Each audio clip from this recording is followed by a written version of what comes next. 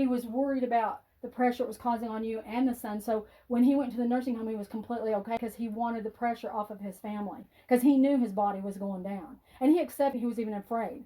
Like, he wasn't afraid of, I don't think he was afraid of death. I think he knew he'd been a good person, and wherever he was going was not going to be somewhere bad. He really wanted the pressure off of you and your son. I want your son to know that it was okay for him to go in the care center. He actually preferred that in order to relieve the pressure off of you. He, in his mind, he was saying to himself, he needed to have space between you and him and his son, because, you know, sometimes when people are going on journeys, if they're right with the family, they'll stay stuck.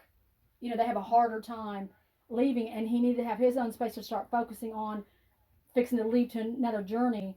And I know that feeling because I had to do that with my dad a couple of times.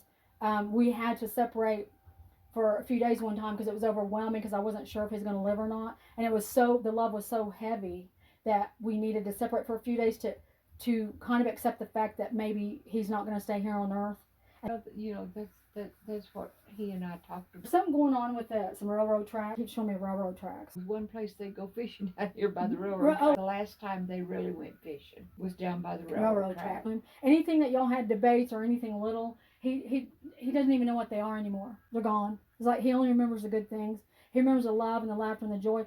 And he says that you think that he made you laugh. He said you have no idea how many times you made him laugh that he wouldn't even tell you about. Did things through the house, and he might be sitting in the chair, or even in your younger years, you're busy doing your thing because you're always in your own little world doing your stuff, and he'd be just sitting there like smirking to himself. He'd start laughing inside himself with joy because he was like, she's a go-getter, she's a doer, she's busy all the time. Like, you've always got something going on. Like, you were not lazy, you didn't sit around. If you were depressed, you did not show it to the world. He said he knew you kept a lot inside, and he felt, I think sometimes when you did that, there's a lot of pressure on your chest. And stomach problems, I feel like if there's stress, it's more like you might feel heaviness up. He could tell when you were upset and you weren't saying anything.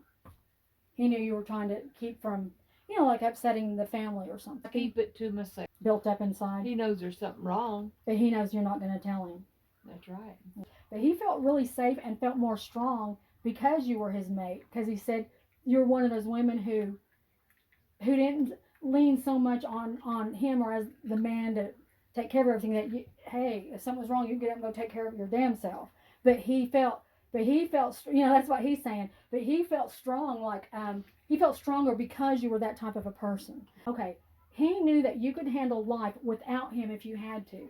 But he felt he couldn't handle life without you if he had to. No matter what was going on in the house, whether it was money or bills or family, that him and you and your family was going to be safe. Like, there was no chance of y'all ever breaking up. This was really it. Like, you know, he didn't care what his family thought or anyone else that was judging you. He knew this was, like, you were the last one, the love of his life, the very last one. And he had learned his lessons by the time he got to you. He is telling me that he was trying to hang on to his manhood when he started losing some of his memory, and it was really screwing with him. And so he was acting like he was having this lady as a girlfriend because he didn't know how else to act manly, but nothing ever happened, ever. He regrets that because he was trying. It wasn't about that lady. It was about him trying to just be a man. And you knew his weaknesses. So whether he felt wimpy or not during the day, you knew this other lady, that because he didn't want you to get hurt, she didn't know his weaknesses, and so he was just trying to be a man, like show her, like, yeah, I know, you know, I'm in control, and he wasn't at all. He does regret that. He didn't know what else to do to try to make himself feel manly.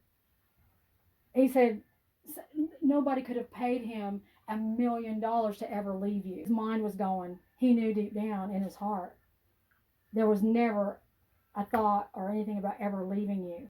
He was trying to find his manhood before he died. It was getting worse and worse than he thought it was. You didn't treat him. He felt he was losing all of his manhood, and you never treated him that way. Even with the CPAP thing, when you was telling him, well, go sleep on the couch, he appreciated that because it was normal. Like it felt normal, like if he was a strong man and you were just mad, go sleep on the couch. You weren't like trying to baby him. Well, you're here with me, you're normal. You know, and I think he treated him normal until the day he had to leave. And he needed to be treated normal. It was hard on him for anyone to treat him like he was a weakling. He wanted to be treated normal like a man till the day he died. But he also, at the same time, he regrets it. He was kind of, there's a tad of some little stars coming out in him because you were irritated, and that told him you still loved him after all these years. Because you were irritated. But it made him feel like she still loves me. He was afraid when he was going down that you were going to not look at him as a man anymore and lose all of your romantic thoughts of him in romance because he couldn't do certain things. And he really, that hurt him more than anything, and that was his own problem. He does regret